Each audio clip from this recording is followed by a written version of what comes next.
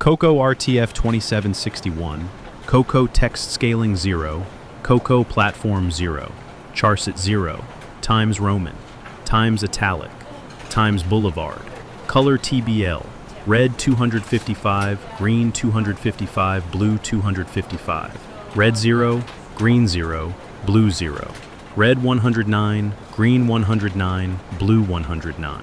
CSS RGB C0, C0, C0. CSS RGB C50196, C50196, C50196.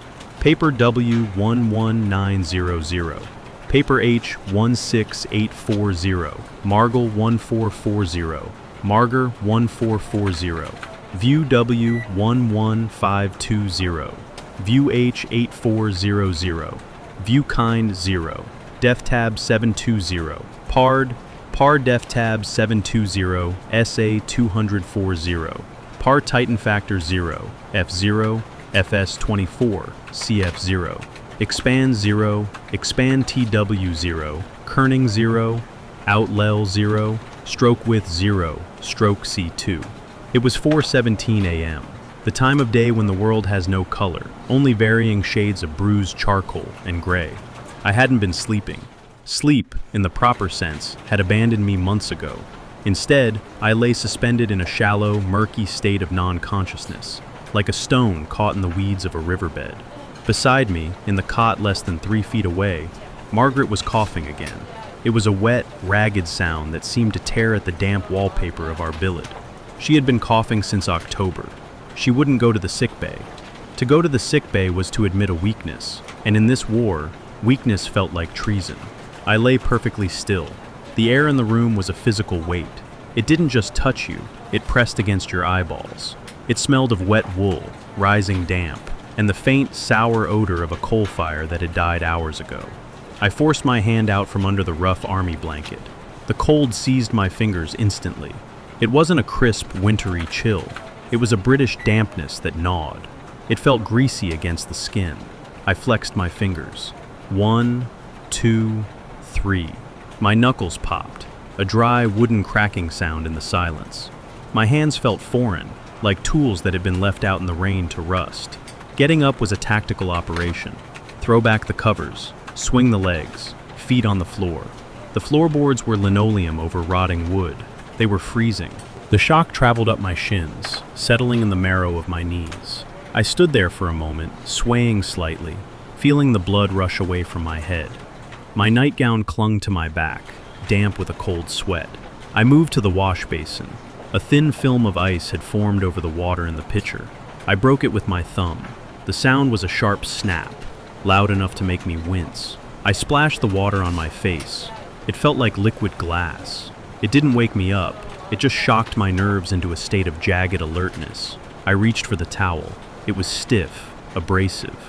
I rubbed my face until the skin burned, trying to generate friction, trying to feel something other than the numbness. Dressing. I picked up my stockings from the back of the chair. They were rayon, not silk, thick, ugly, and utilitarian. I ran my thumb over the fabric. It was snagged at the heel. I felt the rough texture of the darned patch against the pad of my thumb. Pulling them on was a struggle of friction. The material dragged over my unshaven legs. Every hair stood on end. Then the skirt, heavy tweed. It smelled of stale cigarette smoke. My smoke, Margaret's smoke. The smoke of 1,000 nervous women exhaling into the unventilated air of Hut 6. The waistband dug into my ribs. I had lost weight again. I could feel the gap between the fabric and my hip bone. I sat on the edge of the bed to tie my shoes. My fingers were clumsy, refusing to cooperate. I looked down at the left lace. It was fraying near the eyelet. The black outer sheath had worn away, revealing the white core thread underneath. I stared at that white thread. For a full minute, I couldn't look away. It seemed to pulse. If that lace snapped, I knew, with absolute, terrifying certainty, that I would shatter. It wasn't the bombs falling on London that scared me this morning. It wasn't the U-boats. It was this shoelace. If it broke, the order of the universe would collapse. I tied it with the delicacy of a surgeon suturing a vein. My breath held in my chest, my heart hammering a frantic, bird-like rhythm against my ribs. It held. I exhaled. A cloud of white vapor hung in front of my face for a second, then vanished. I walked to the door. The brass handle was sticky with cold. Outside, Buckinghamshire was drowning in mud. This wasn't just dirt. It was a living, malevolent substance. It was a thick, clay-like slurry that wanted to eat your boots. Squelch. Suck. Squelch. The sound was obscene. I walked toward the bus stop, head down, watching the brown sludge ooze around the leather of my shoes. The fog was thick, tasting of coal dust and rotting leaves. Shapes moved in the mist, other women, other ghosts in coats. We didn't speak. To speak required energy, and we were running on fumes. We were batteries that had been drained and recharged too many times. The bus loomed out of the gray, a hulking shadow. I climbed on. The interior smelled of wet dog, damp, heavy coats, and the acrid bite of cheap, woodbine tobacco. I found a seat near the back. The leather was cracked and freezing. The engine roared to life. The whole frame of the bus shuddered. I leaned my forehead against the window pane.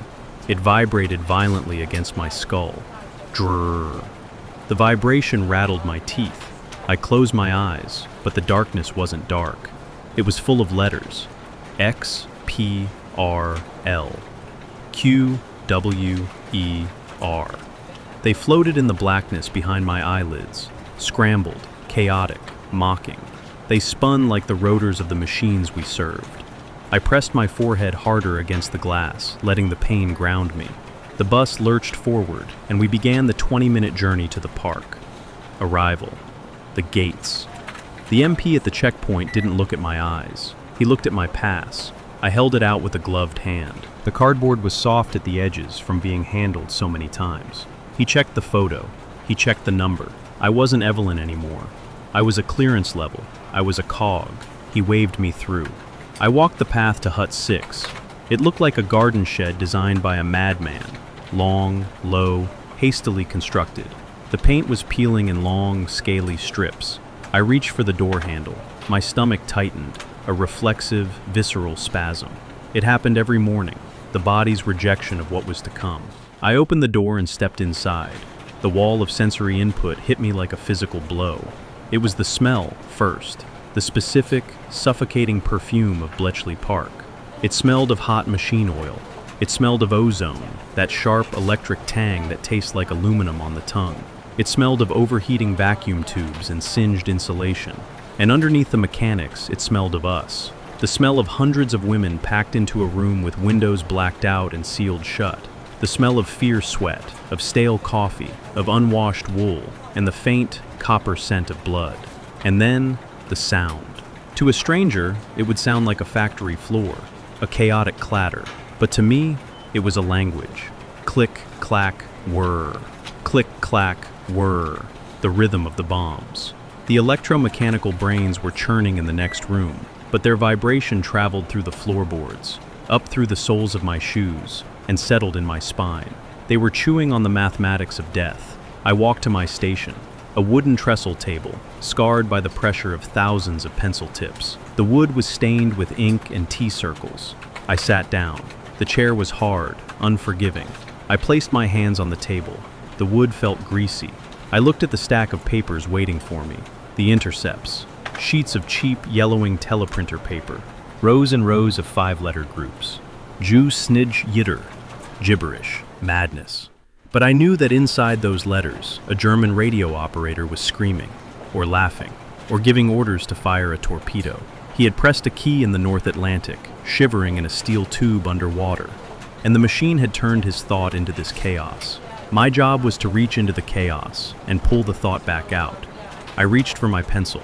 It was a stub, barely 3 inches long. The red paint had been chewed off the end, evidence of yesterday's stress. The lead was dull. I pulled my small penknife from my pocket. The steel was warm from my body heat. I began to sharpen the pencil. I did it slowly, deliberately. I watched the wood curl away in thin, spiral shavings. The smell of fresh cedar rose up, cutting through the oil and the ozone. It was a clean smell, a sharp smell.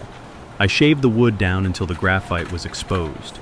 Then I scraped the graphite against the blade until it was a needle point, deadly sharp. I blew the dust away. It scattered across the table like gray snow. I checked the clock on the wall. 800. The second hand swept past the 12. I looked down at the first group of letters. My eyes narrowed. The fatigue didn't leave, but it hardened. It turned into a cold, diamond-hard focus. Right, I whispered. The sound was swallowed instantly by the machines. I touched the pencil to the paper. The paper was no longer paper. It was a battlefield of pulp and ink. I stared at the letters until they detached themselves from the page. They hovered in the air, vibrating. F, G, X, Y. To anyone else, they were just marks of carbon black. To me, they were a wall. A smooth vertical cliff of obsidian that I had to scale without ropes. My hand moved across the sheet. The pencil tip made a dry, rasping sound. Scritch, scritch, scritch, like a beetle trapped inside a matchbox. I wasn't reading. Reading implies understanding. I was hunting. I was looking for the crib, the fatal flaw of the German mind, order. We knew the German operators were tired, just like us. We knew they were cold, just like us. And because they were tired and cold, they were lazy. They followed patterns. They started their messages the same way. Wettervorhersage, weather forecast. Oberkommando, high command. I scanned the chaos of the intercepted text, sliding a cardboard mask over the lines. My eyes felt gritty, as if someone had thrown a handful of sand under my eyelids. I blinked, and the eyelids rasped over the dry corneas. The room was heating up. The radiators were clanking violently, pumping out a dry, suffocating heat that warred with the drafts coming from the floorboards. My feet were blocks of ice, but my forehead was damp with sweat. A bead of perspiration rolled down my temple. I felt its track, a cold, itching line. I wanted to wipe it away, but I couldn't break the trance. If I moved my hand, the pattern might dissolve. Focus. There, the third line. A repeating sequence of characters that mirrored the statistical probability of the word. Eins. 1. My heart gave a single hard thump against my ribs. Not joy, never joy. Just a surge of adrenaline, the chemical alert of a predator spotting movement in the tall grass. I began to construct the menu. This was the translation of logic into mechanics. I had to draw a diagram that would tell the bomb machines how to strip away the billions of incorrect settings to find the one true path. I drew a circle. Inside, I wrote the letter. I drew a line to another circle. A pencil dug into the paper. The graphite was soft, smearing slightly. The side of my right hand, the hypotenuse of my palm, was already coated in a metallic sheen. We called it silver skin, the mark of the trade. You couldn't wash it off. It worked its way into the pores, a tattoo of lead and carbon that marked us as witches of the darkly arts. I connected the letters. Is connected to F if the rotor is at position X. Connects to K, loops back to a closed loop, the Holy Grail. The silence in the room was heavy, gelatinous. It was composed of 20 women holding their breath. I could hear the girl behind me, Sarah, chewing on the end of her pen. Gnaw, gnaw. A wet, splintering sound. She was eating the wood. We were all eating ourselves, one way or another. I looked at my diagram. It looked like a constellation of stars drawn by a drunkard, but it had tension. It had structure. I needed to check the voltage of the logic. I closed my eyes for a second.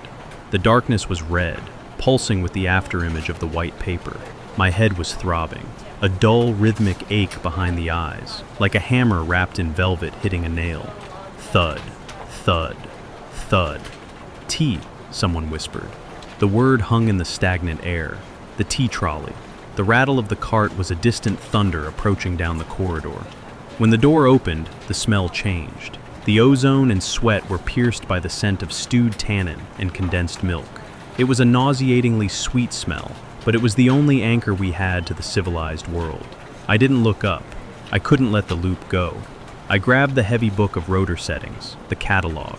It was bound in red cardboard, fraying at the corners. The pages were soft, almost like cloth, from being turned thousands of times. I ran my finger down the column of numbers. The paper felt greasy. The ink came off on my fingertip. My nail traced the line. Input, F2 back B, Q, F0 back 0. Output, F2 back B, Z, F0 back B0. If the German operator had pressed Q and the machine spit out Z, then the current had passed through 3 rotors, reflected off the reflector, and passed back through. A journey of electricity that took a microsecond. I had to reverse engineer that microsecond. I felt a sudden wave of dizziness. The numbers on the page began to swim. They looked like ants crawling over a carcass. Don't faint. Do not faint. If you fainted, they took you to the sick bay. If you went to the sick bay, you lost your clearance. If you lost your clearance, you were sent away. And if you were sent away, you were alone with the silence. I gripped the edge of the table. The wood bit into my palms. I grounded myself in the pain of the sharp edge. I looked back at my menu. The loop was tight. It was a trap. I had built a cage of logic to catch the Enigma machine. I raised my hand. It felt like lifting a lead weight. "Checker," I croaked. My voice was rusted, unused for hours. A supervisor materialized at my shoulder, a severe woman in a tweed suit that smelled of mothballs. She didn't speak. She leaned over, her shadow falling across my paper. I could hear her breathing, short, sharp nasal intakes. She traced my loop with a red pen. The red pen moved over my gray pencil marks. Scratch. Scratch. She stopped at the connection between F2 back B, R, F0 back 0, and F2 back mem, F0 back 0. She hesitated. Time stopped. The room froze. The dust motes dancing in the beam of light from the cracked blackout curtain stood still. If I was wrong, if I had made a mistake in the third link, hours of bomb time would be wasted. Men would die because I was stupid, because I was tired, because I couldn't see the difference between an R and a K. My stomach churned. The bile rose in my throat, acidic and hot. The supervisor tapped the paper twice. Tap, tap. "Good," she whispered. She took the sheet. The paper made a ripping sound as she pulled it from under my hand. It was gone. My child. My monster. It was going to the machine room. I sat back. The chair creaked, a sound of protest. My hand, the one that had held the pencil, was trembling. Not a shiver, but a violent, rhythmic spasm. I looked at it. It didn't look like my hand. It looked like a claw. The silver graphite stain on the side shone in the dim light like a bruise. I looked at the window. It was painted black, but a single scratch in the paint let in a beam of daylight. It was white, blindingly pure. I felt hollow, scraped out. I had cracked the shell, but I felt no triumph. Just a terrible, crushing weight of knowledge. I knew that in an hour, the machines next door would stop. The rotors would lock. A message would be revealed. And somewhere in the Atlantic, a U-boat commander would receive new orders. Or a convoy would be diverted. I reached for my cold cup of tea. A skin had formed on the top, a wrinkled layer of milk fat. I drank it anyway. It tasted of metal and sugar. I picked up the pencil again. I sharpened it. The next sheet of gibberish was waiting. Part Titan Factor 0. KLOPMNB. It stared at me. I stared back. Next, I whispered. Part Titan Factor 0. The bell rang. It wasn't a loud sound, just a harsh, electric buzz that vibrated against the base of my skull. It signaled the shift change, or perhaps just the mercy of a 30-minute meal break. I didn't look at the clock. I looked at my hands. They were stiff, curved into permanent claws, the fingers locked in the shape of holding a pencil. I had to force them open, pressing them flat against the table. The joints popped. Crack, crack, crack, like dry twigs snapping under a boot. I stood up. My knees locked. The blood rushed down from my head, pooling in my feet. For a moment, the room tilted. The rows of bowed heads, the scratching pencils, the haze of smoke, it all slid sideways. I grabbed the back of my chair. The wood was slick with the sweat of my own back. Walking to the door felt like wading through water. The air in Hut 6 was solid, composed of exhaled breath and anxiety. I pushed the door open.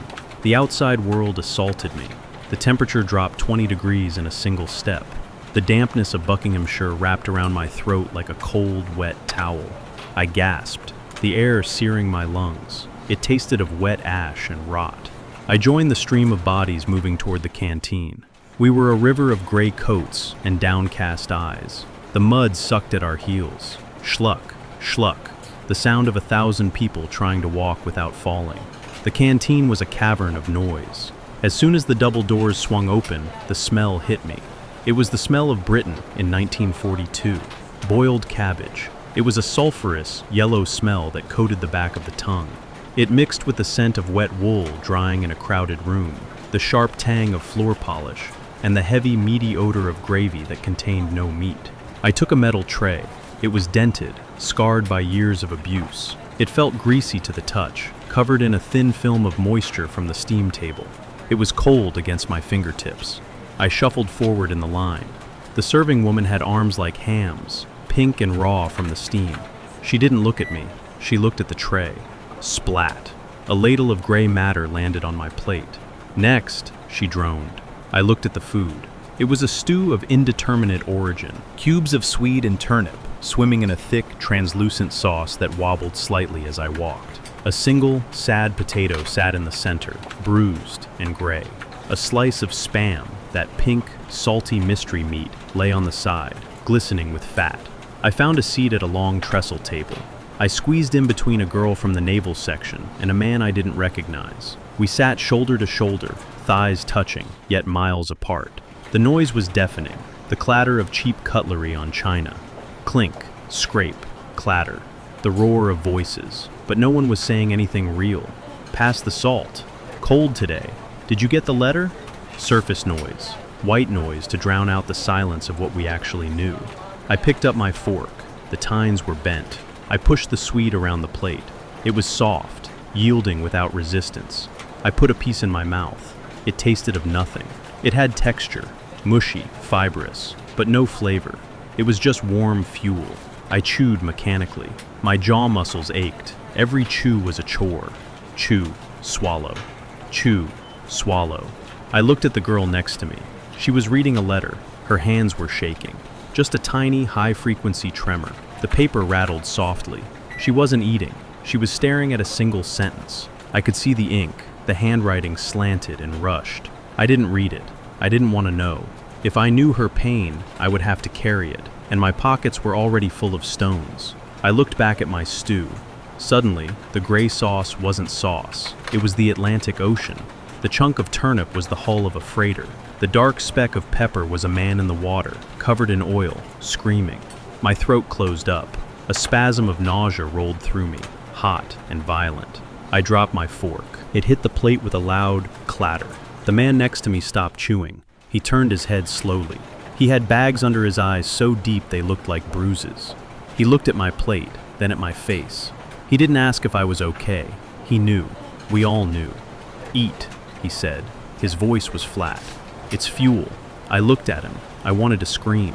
I wanted to stand up on the table and shout, I just found a U-boat. I just found the Wolfram Wolfpack. They are waiting in grid AJ-45. But I couldn't. The words died in my throat, choked by the Official Secrets Act. The secret was a physical gag. It filled my mouth like cotton wool. If I spoke, I would be a traitor. If I didn't speak, I was a ghost. I picked up the fork again. My hand felt heavy, as if gravity had doubled in the last minute. I speared the slice of Spam.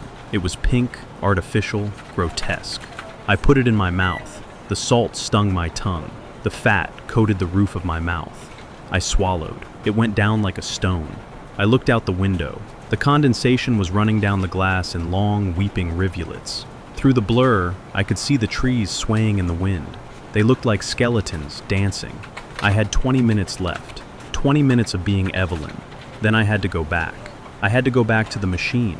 I took another bite. The swede tasted like wet earth, like a grave. I ate it all. I pushed the heavy canteen doors open. The noise of the eating hall was severed instantly, replaced by the damp, muffling silence of the afternoon fog. I needed 5 minutes, just 5. I walked around the corner of the brick building, seeking the lee side, away from the wind that whipped across the lawns. The bricks were rough against the shoulder of my coat as I leaned back. They were cold, sucking the heat right out of the wool. I reached into my pocket. My fingers brushed against lint and loose tobacco before finding the packet. It was a soft, crumpled square of woodbines. There were only 2 left. I could feel their cylindrical shapes through the paper. 2 soldiers standing guard against the breakdown. I pulled one out. It was bent in the middle, fragile. I straightened it with trembling fingers. The paper was thin, almost translucent. I put it between my lips. It tasted of dry hay and paper, the ritual of the match. I took the box. It was damp. I struck the match against the strip. Scritch. Nothing. The red phosphorus left a streak on the sandpaper, but no spark. Scritch. Nothing. Panic flared in my chest, a disproportionate, jagged spike of terror. If I couldn't light this cigarette, I would scream. I would fall apart. It was irrational, but it was real. Scritch. A flare. A sudden hiss of blue and yellow flame. The smell of sulfur. Sharp. Stinging. The smell of hellfire filled the small space between my cupped hands. I lowered my face to the heat. It was the only warmth in the world. I inhaled. The smoke hit the back of my throat like a rasp. It was harsh, acrid, poisonous. It burned its way down into my lungs. And then, the release. A chemical loosening of the knot in my stomach.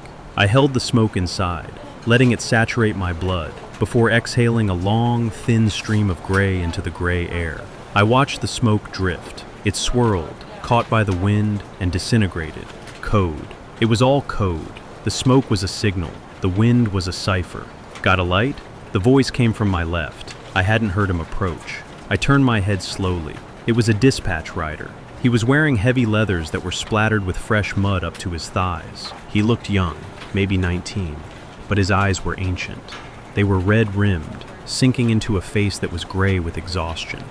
He was vibrating, not shivering, vibrating, like an engine that hadn't been turned off. I didn't speak. I couldn't switch to social mode. I just handed him the matchbox. He took it. His gloves were thick leather, stiff with cold. He fumbled. He dropped the box. Clatter. It landed in a puddle. We both stared at it. The box sat in the brown water, absorbing the moisture, turning dark. The boy looked at me. His lip trembled. It was a small movement, a tiny spasm of the muscle, but in the stillness, it was an earthquake. He looked like he was going to cry. Over a matchbox. I understood. It wasn't the matches. It was the straw that broke the camel's back. I took the cigarette from my own mouth. The end was glowing, a bright, angry cherry of burning tobacco. I stepped closer. I could smell him now. He smelled of wet leather, gasoline, and sweat that had turned sour. The smell of the road. Here, I whispered. I held my cigarette out. He leaned in. He put his unlit cigarette against the burning tip of mine. We stood there, connected by a cylinder of paper and fire. Sizzle. He sucked in a breath. The ember on my cigarette flared brighter, transferring its life to his. He inhaled deeply, desperately, like a drowning man breaking the surface. He pulled back. A cloud of smoke erupted from his nose. "Thanks," he choked out. Bloody, "thanks." He didn't ask my name. I didn't ask his. He didn't ask what I did in the huts. I didn't ask what messages he carried in his saddlebag. We stood side by side against the brick wall, smoking in silence. I watched the ash grow on the end of my cigarette. A long, gray worm of burnt matter. It defied gravity for a moment, then fell, dusting the toe of my boot. I thought about the messages I had just decoded. Convoy SC-107. Grid AJ. Torpedo impact. Was this boy carrying the news? Or was he carrying the orders that would send more men to the bottom? It didn't matter. We were just part of the machine. He was the wires. I was the switch. I took a final drag. The heat burned my fingertips. The cigarette was done. I dropped the butt and crushed it into the mud with my heel. I twisted my foot, grinding the paper and tobacco into the sludge until it was unrecognizable. "Good luck," the boy said softly. He was looking at the ground. "You too," I said. My voice sounded hollow, like it belonged to someone else. I turned away from the wall. The wind hit me again, instantly stripping away the small warmth I had gathered. I walked back toward Hut 6. The door loomed ahead. It was a mouth waiting to swallow me again. My break was over. The silence was over. The noise was waiting. I reached for the handle. It was brass. It was freezing. It felt like holding the hand of a corpse. I opened the door. Click, clack, whir. I was back. I didn't go back to my desk. I went to the machine room. If the analysis room was a library, this was a foundry. The air here didn't just smell, it tasted. It tasted of hot bakelite, vaporized oil, and the copper tang of electricity. The heat was tropical, a suffocating blanket that pressed against your skin the moment you crossed the threshold. After the freezing damp of the outside, the temperature shock made my head swim. The noise was a physical wall. Rrr, rrr, rrr, rrr.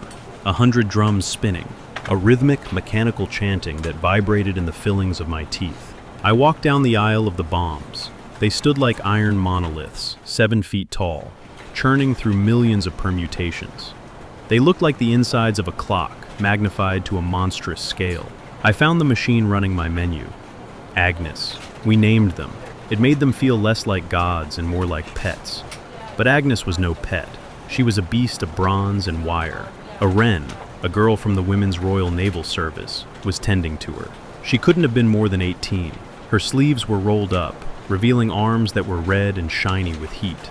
She was moving with a frantic, balletic grace, plugging red cables into the back of the machine. The back of the bomb was a nightmare, a red spider web. Hundreds of thick red wires, tangled and crossed, plugging into a honeycomb of sockets. It looked like the nervous system of a flayed giant. I stood behind her, watching the drums on the front. Top row, middle row, bottom row. They were spinning so fast the letters were just a blur of color. Click, click, click.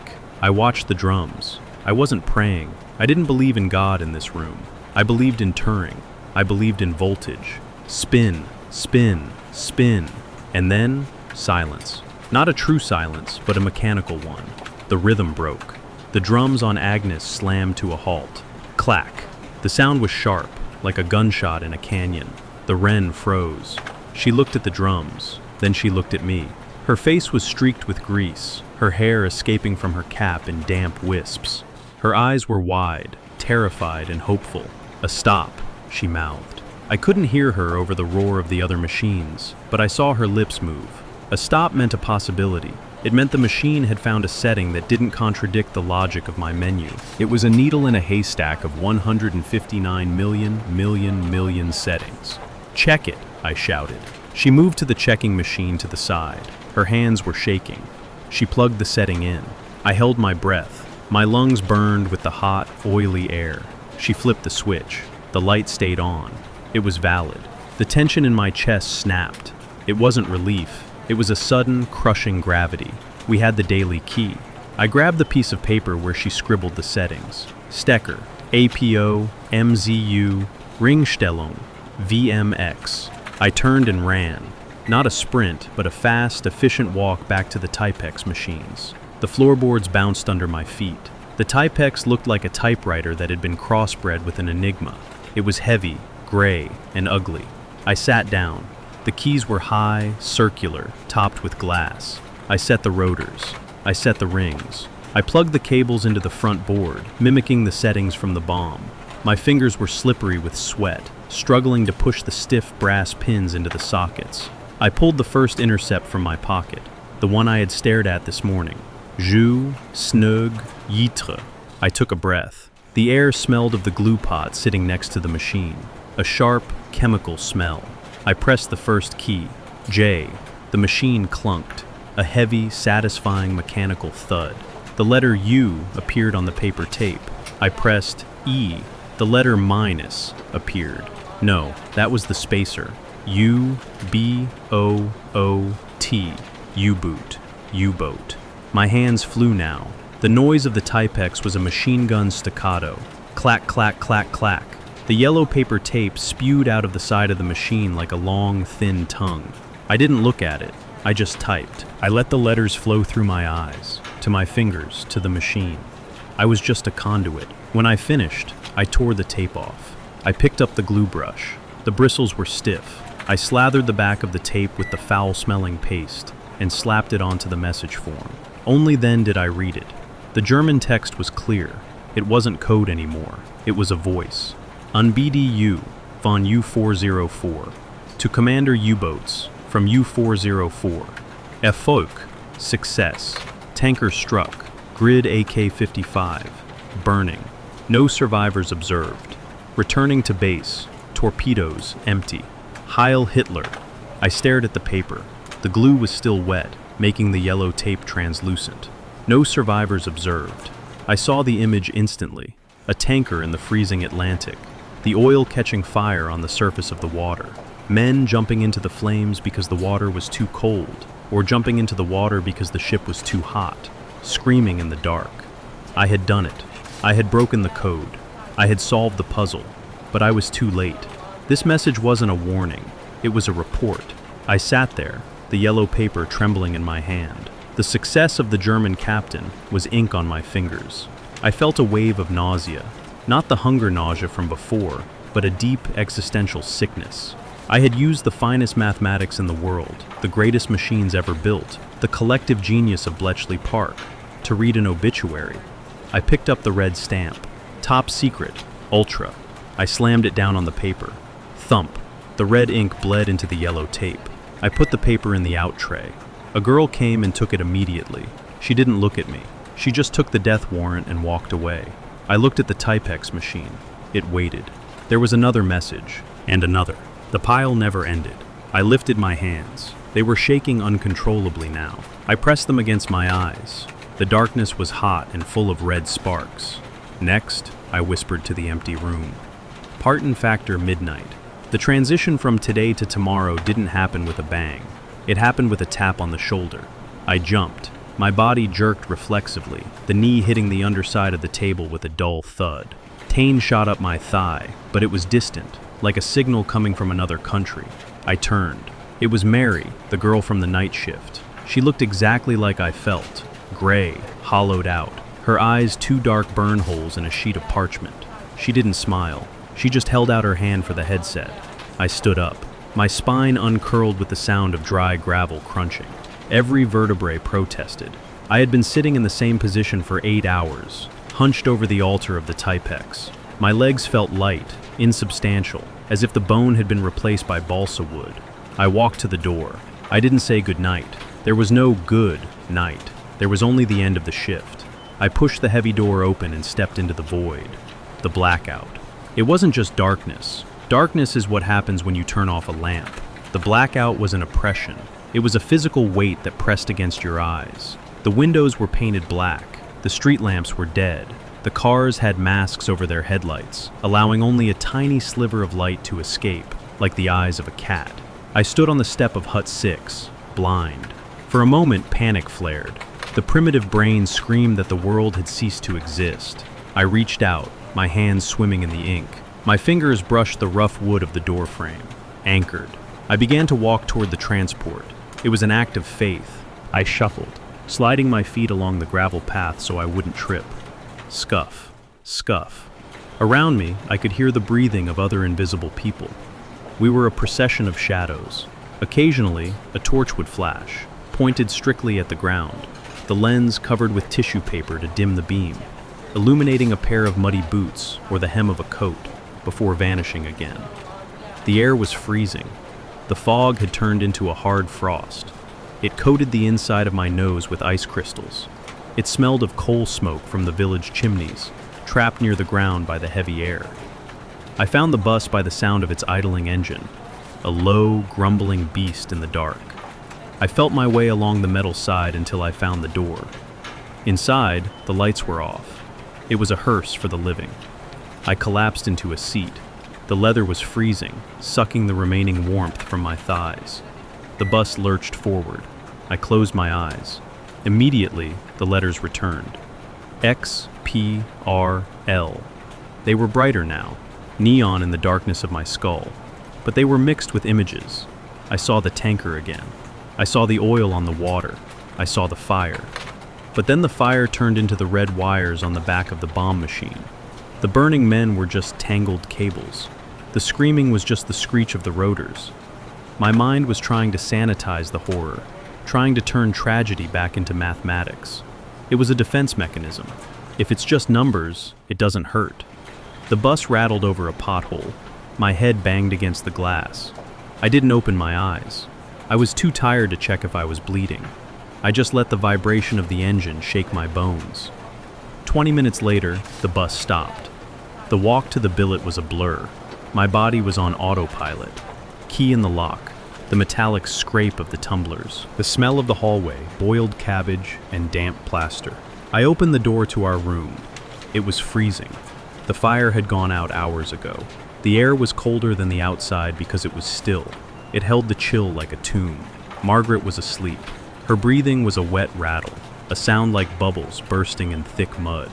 Rawl, whistle, rawl. I didn't turn on the light. I didn't want to see the room. I didn't want to see the peeling wallpaper or the bucket in the corner. I sat on the edge of my bed. I looked at my hands in the gloom. They were stained black. Ink, graphite, oil. I rubbed them together. The skin felt like parchment. Dry, papery, dead. I should wash.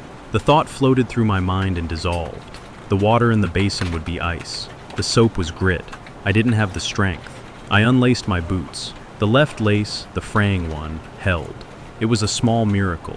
I placed the boots side by side, perfectly aligned. Order. I needed order. I didn't take off my uniform. It was too cold. I just took off the skirt, leaving the thick wool stockings on. I crawled under the blankets, 2 Army-issue wool blankets, and a thin quilt from home. The sheets were like slabs of slate. I curled into a ball, knees to chest, trying to preserve the core of heat in my stomach. I shivered. Violent, racking shudders that shook the bed frame. Clatter, clatter. I lay there, staring into the dark. I listened to Margaret's lungs fighting for air.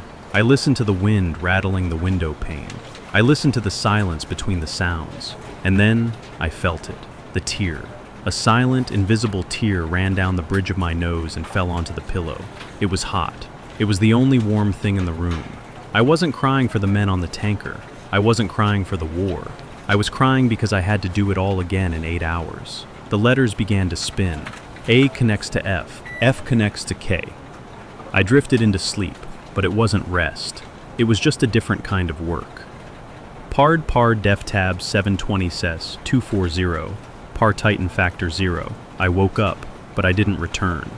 Part of me, the part that used to like music or the taste of strawberries, stayed behind in the dark. Only the functional part surfaced. It was Sunday, or maybe Tuesday.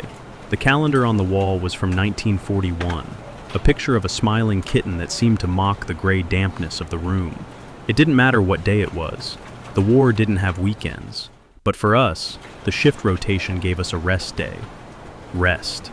The word tasted like ash. I sat at the small, rickety table in the corner of our room. Margaret was gone, at the clinic finally, or maybe just dead. The silence she left behind was loud. On the table lay a letter. It had arrived yesterday. I hadn't opened it until now. The envelope was blue, a pale, robin's egg blue, that looked violently out of place against the peeling brown paint of the wall. It smelled faintly of lavender. Lavender. The scent hit me like a physical slap. It was the smell of my mother's linen closet in Sussex. It was the smell of a world where people worried about tea cakes and garden weeds. Here, in the damp hell of Bletchley, that smell was an alien intruder. It made my stomach turn. I picked up the envelope. The paper was soft, high quality, pre-war stock. My mother had been saving it. I slid my finger under the flap. Rip! The sound of the paper tearing was jagged. I pulled out the sheet. Her handwriting was looped, careful, unhurried. The handwriting of a woman who had time to sit by a window and think. Pard def tab 720 says, 240, par titan factor 0. My dearest Evelyn, it began. I read the words, but they didn't penetrate. They bounced off the armor I had built around my mind. Mrs. Gable's son has been promoted to flight lieutenant. He flies the Spitfires. She is so proud. We see his picture in the paper. I stopped, my eyes fixed on the word Spitfires. I knew where the Spitfires were. I knew how much fuel they had. I knew the attrition rates. I knew that Mrs. Gable's son was statistically likely to be ash within 3 weeks. I read on. You are so secretive, dear. We know you are doing clerical work for the Foreign Office, but surely you can tell us something.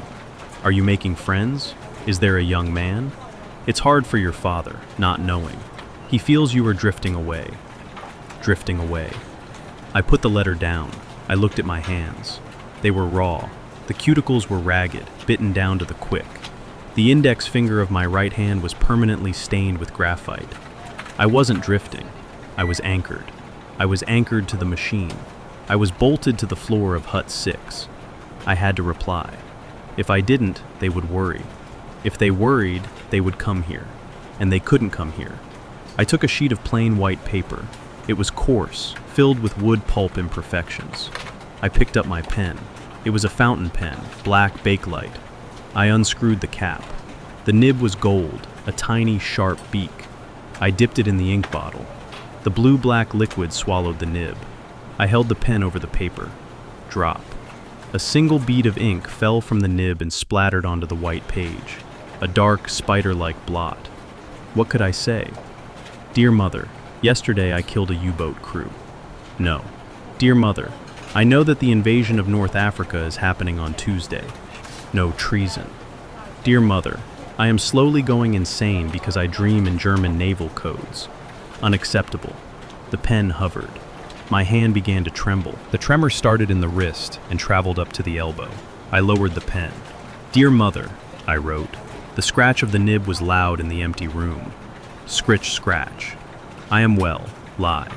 The work is interesting. Lie. It is mostly filing, very dull, sorting papers. The lie tasted metallic in my mouth. I was erasing myself. Every word I wrote was a brick in the wall between me and them. I was turning into a ghost while I was still alive. I have made friends. I looked at Margaret's empty bed. The sheets were gray and twisted. The countryside is beautiful. I looked at the window. The mud outside was frozen into brown, jagged peaks. I wrote for 10 minutes. I filled the page with nothing. Vacuous, empty sentences. I created a fictional Evelyn, a boring clerk who filed papers and drank tea and slept soundly. I signed it. Love, Evie. Evie. Nobody called me that here. Here, I was a clearance level. I was a shift. I folded the letter. I put it in an envelope. I licked the glue. The taste was bitter. It tasted of dead horses and chemicals. I ran my tongue along the strip, sealing the lie inside. I pressed the flap down with my thumb, hard. I rubbed it back and forth until the friction burned my skin. Sealed. I sat back. I felt exhausted, more tired than after a double shift at the Bombe. To lie to the people you love takes more energy than to fight an enemy. I looked at the blue envelope from my mother. The lavender smell wafted up again. I picked it up. I crumpled it. Crinkle. Crunch. I squeezed it into a tight blue ball. I walked to the small coal grate. There was no fire, just cold ash. I threw the blue ball into the dust. I couldn't have that smell here. It weakened me. It reminded me that I was human. And to break the enigma, I couldn't be human. I had to be a machine. I turned back to the room. I needed to sharpen my pencils for tomorrow. Understood. We will condense the finale into 4 intense chapters to complete the arc without losing the immersive weight. We will focus on the psychological breaking point, the climax of D-Day, the end of the war, and the aftermath. The mistake didn't happen on the paper. It happened in the synapse. It was 0300 hours, the graveyard shift, the time when the biological rhythm of the human body demands sleep, screaming for it with a physical ache in the marrow. I was staring at a row of 4 letters. Z, W, G, H. My hand moved to transcribe them onto the decryption form. My brain sent the signal. Write, Z. My hand moved. The pencil touched the paper. But as I looked down, I didn't see a Z. I saw a 2, 2. I blinked. My eyelids felt like sandpaper rubbing against the cornea. It was a ZZ. I knew it was a Z. But for a fraction of a second, a microsecond that stretched into an hour, my mind had insisted it was a number. Panic.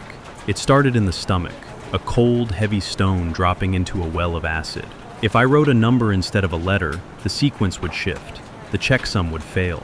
The day's settings would be rejected. The machines would stop. The convoys would be blind. I dropped the pencil. Clatter. It rolled across the table, an accusation. I stared at my hands. They were trembling. Not the fine, high-frequency tremor of caffeine, but the coarse, jerking shake of neurological failure. I couldn't stop them. I pressed my palms flat against the table's surface. The wood was cold, greasy with graphite dust. I pushed down until my elbows locked, until the bones in my shoulders ached. Stop it, stop it. The room seemed to tilt. The rows of women in front of me, heads bowed over their work, began to sway like wheat in a windstorm. Left, right, left. But there was no wind. The air was stagnant, heavy with the smell of unwashed hair and stale breath. I looked at the light bulb hanging above my station. It was a naked bulb, 60 watts, covered in a layer of grime. The filament inside was vibrating. Zzzt. The sound was drilling into my ear canal. It wasn't just a hum, it was a voice. It was whispering German. Schnell, Schnell, alles ist verloren. Fast, fast, all is lost. I shut my eyes. The darkness exploded with geometric shapes, triangles, circles, rotors spinning. I couldn't remember my own name. I tried to say it internally. Evelyn. The word dissolved. It was just sounds. Evelyn. It meant nothing. Are you quite all right? The voice came from above, sharp, clipped, British. I snapped my eyes open. The supervisor, Mrs. Thorne. She was standing over me, a pillar of tweed and disapproval. She smelled of mothballs and peppermint. I looked up at her. Her face was blurring at the edges. My voice was a croak. I cleared my throat. It felt like I was swallowing glass. I need to check the checksum. Mrs. Thorne looked at my paper. Then she looked at the pencil on the floor. She didn't help me pick it up. Pick it up, girl, she whispered. Her voice was low, so the others wouldn't hear, but it carried the weight of a whip. We don't have time for hysterics. Not tonight. Not tonight. Something in her tone pierced the fog, the urgency. Tonight wasn't just another night. The volume of traffic had tripled in the last 6 hours. The airwaves were screaming. Something was happening. The Germans were moving. I bent down. The blood rushed to my head, a dizzying wave. I reached for the pencil. My fingers brushed the floorboards. I felt the grit, the dust, a small splinter of wood. I grabbed the pencil. I sat up. I took a breath. The air tasted of ozone and fear. I looked at the paper. Z, W, G, H. It was just a Z, 2 horizontal lines, 1 diagonal, just geometry. I gripped the pencil. I squeezed it so hard I thought the wood would shatter. I channeled all my fear, all my exhaustion, all the madness into the tip of that graphite. I wrote the letter. Z. It was jagged, dark, angry. It tore the surface of the paper slightly. Done, I said. Mrs. Thorne snatched the paper before the word had left my lips. She walked away, her heels clicking on the floorboards like a metronome. Click, click, click. I sat there, alone in the crowd. I looked at my hand. The shaking had stopped. It was replaced by a numbness. I couldn't feel my fingertips. I was broken. I knew it. The glitch had happened. Next time, I might not catch it. Next time, I might write what there was no sick leave for a broken mind. I reached for the next intercept. Q, W, E, R. I sharpened my pencil. Scrape, scrape. The sound was the only thing that told me I was still real. June 5th, 1944. Night. The world outside Hut 6 was dissolving. I couldn't see it, but I could hear it. The rain wasn't just falling. It was being driven horizontally against the wooden walls of the hut. Slap, slap, slap. It sounded like handfuls of gravel being thrown against the planks. The wind howled in the eaves, a low, mournful note that vibrated through the roof beams and settled in the back of my teeth. Inside, the air was solid. It was no longer air. It was a suspension of cigarette smoke and tension so thick it stung the eyes. Nobody was sitting. We were all standing, or pacing, or leaning over the machines. The chairs had been pushed back, abandoned like lifeboats on a sinking ship. The noise of the machines was deafening. Usually, the rhythm was a steady clack-clack. Tonight, it was a scream. The teleprinters in the next room were vomiting paper, yards of it, miles of it. It piled up on the floor in tangled serpentine heaps because the runners couldn't clear it fast enough. I stood at my station. My hands were gripping the edge of the table. My knuckles were white, the skin stretched so tight it looked like wax. We knew. We didn't know the hour, we didn't know the beach names, but we knew the volume. When an army sleeps, the airwaves are a hum. When an army wakes up to kill, the airwaves become a shriek. I picked up a strip of tape. It was still warm from the machine. The glue on the back was tacky, sticking to my thumb. I read the raw German. Wettervorhersage, Gebiet West. Weather forecast, area west. Sturm, keine Landung möglich. Storm, no landing possible. I stared at the words. The German meteorologists were telling their commanders to sleep. They were telling the Atlantic Wall that the sea was too rough, that the Allies would never come in this weather. They were wrong, and I held their mistake in my hand. It was a flimsy piece of yellow paper, but it weighed more than a tank. I looked up. The clock on the wall read 0200. The door burst open. A runner came in. He was soaking wet. Water dripped from the hem of his coat, creating a dark puddle on the floorboards. He didn't wipe his feet. He threw a bundle of intercepts onto the supervisor's desk. "Priority," he gasped. "Naval, urgent." Mrs. Thorne grabbed the pile. She didn't walk to us. She ran. She slapped a sheet down in front of me. "Decode," she said. Her voice wasn't a whisper anymore. It was cracked. I looked at the letters. F2, B, K, R, P, L, M, N. I sat down. The chair felt foreign. My body was vibrating with a sickening energy, adrenaline mixed with terror. I set the rotors. My fingers were slippery. I wiped them on my skirt, leaving dark, greasy streaks on the wool. I began to type. Clack, clack, clack. The letters appeared on the tape. Alarm, alarm. My heart stopped. The machine kept going, but my heart stopped. Feindliche Fallschirmjäger.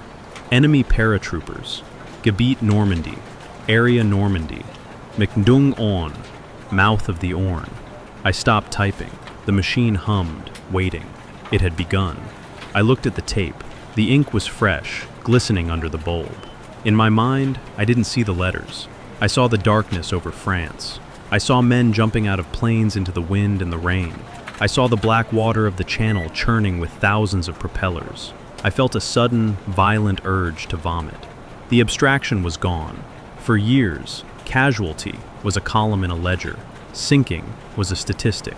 But this was the end of the world, or the beginning. I looked around the room. Sarah was crying silently as she typed. Tears ran down her nose and dripped onto the keys, but she didn't stop. Margaret was staring at the wall, her lips moving in prayer. We were the first to know. Before the newspapers, before the mothers, before the king. We, a room full of tired women in a leaking wooden shed in Buckinghamshire, held the invasion of Europe in our hands. I ripped the tape off. The sound was like tearing fabric. I glued it to the form. My hand hovered over the red stamp. Ultra. I brought it down. Thump. It sounded like a gavel. I imagined a boy on a beach. He was 19. He was cold. He was wet. And he was running toward a machine gun. And I was sitting here, sharpening a pencil. The disconnect tore me apart. I felt a deep, profound shame. I was warm. I was safe. And because of the words I just typed, thousands of men were about to die. The teleprinter in the hall changed its rhythm. It started chattering faster, a frantic, mechanical staccato.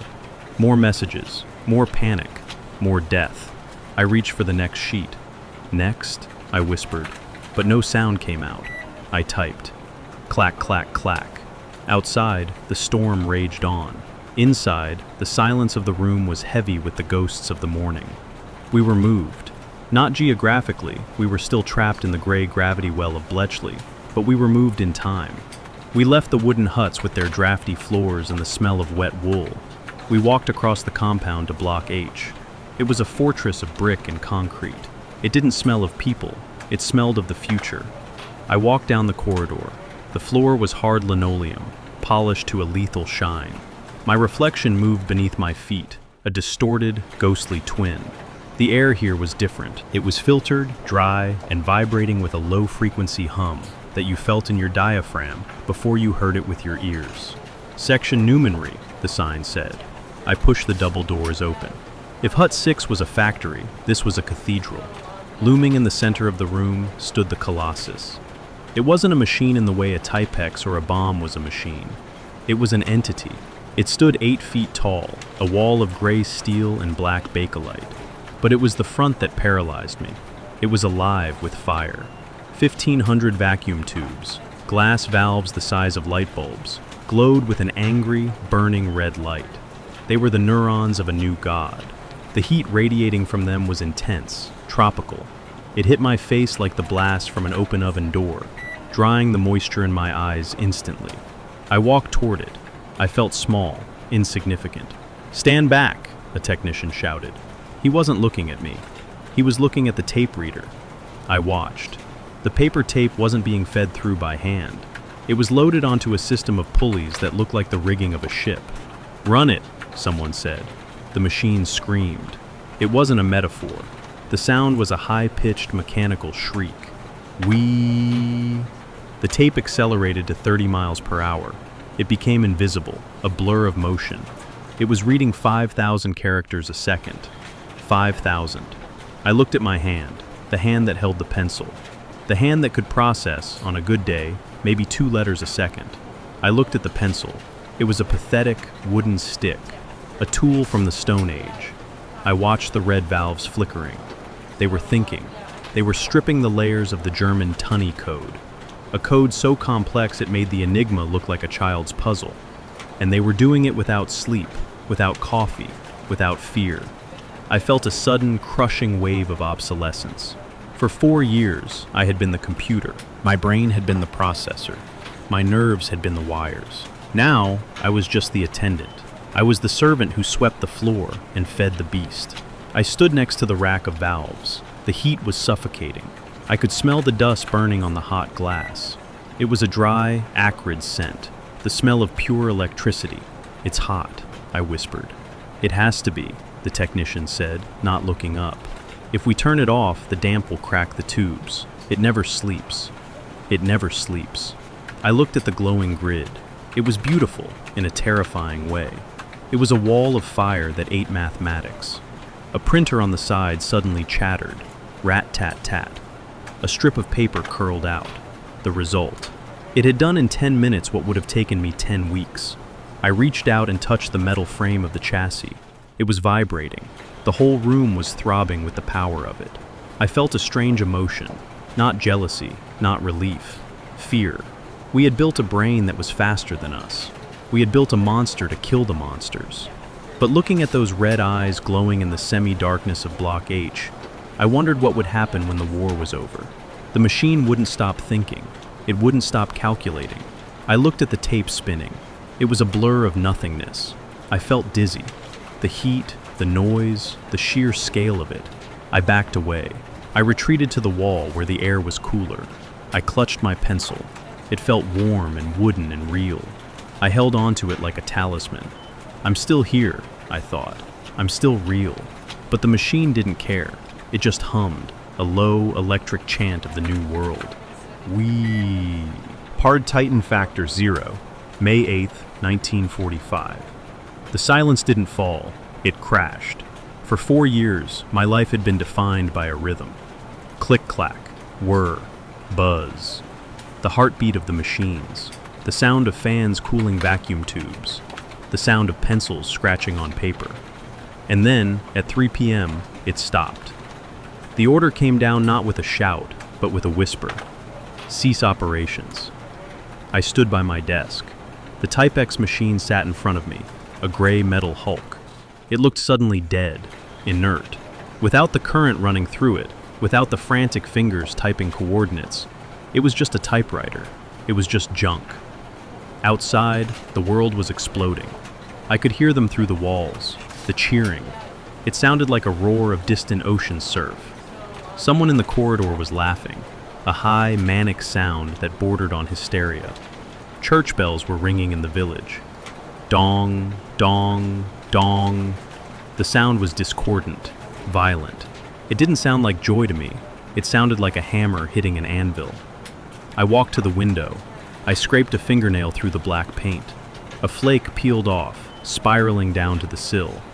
I looked out. People were running on the grass, men and women hugging. A bottle of cider was being passed around. A circle of ATS girls was dancing, kicking their legs up, their skirts swirling. I felt nothing. I felt a profound, hollow emptiness, like a balloon that had been pricked. "Evelyn!" I turned. It was Mrs. Thorne. She wasn't wearing her headset. She looked smaller, older. Her tweed suit looked dusty. "Come," she said. "We have orders." I followed her outside. We didn't join the dancers. We walked behind the huts to the edge of the woods. A fire was already burning. It wasn't a celebratory bonfire. It was a funeral pyre. 2 men were dumping sacks of paper into the flames.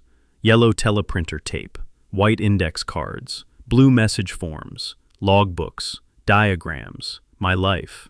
"Burn it," Mrs. Thorne said. Her voice was flat. Churchill's orders. No evidence. It never happened. It never happened. The phrase echoed in my skull. The U-boats, the convoys, the sleepless nights, the girl who coughed up blood in the bunk next to me, the boy who cried over a matchbox. None of it happened. I held a stack of papers in my hand, my menus from 1943, the logic traps I had built to catch submarines. I stepped toward the fire. The heat seared my face, drying the moisture on my eyeballs. The smell was distinct, not wood smoke, but the chemical tang of burning ink and treated paper. I looked at the top sheet. Grid AK-55, the place where the tanker sank, the place where the men burned. I threw it in. The paper caught instantly. It curled up, turning black, then white. The letters AK-55 glowed orange for a split second, then disintegrated into ash. I threw the rest. Years of work, years of genius, gone in a column of gray smoke that rose up to mix with the spring sky. I watched a young man attacking a machine part with a sledgehammer. Clang, clang. He was smashing a rotor assembly. The bakelite shattered. The intricate wiring, the copper veins of the brain, were severed. It felt like a murder. I turned away. I couldn't watch. I walked back toward the crowd. A soldier ran up to me. He was young, drunk, his cap askew. He had a lipstick mark on his cheek. "Smile, love," he shouted, grabbing my arm. "It's over. We won." He swung me around. He smelled of cheap beer and sweat. I pulled away. "Yes," I said, "we won." But I looked at his eyes, and I knew he didn't know how. We won. He thought we won with bullets and tanks. He didn't know about the quiet room.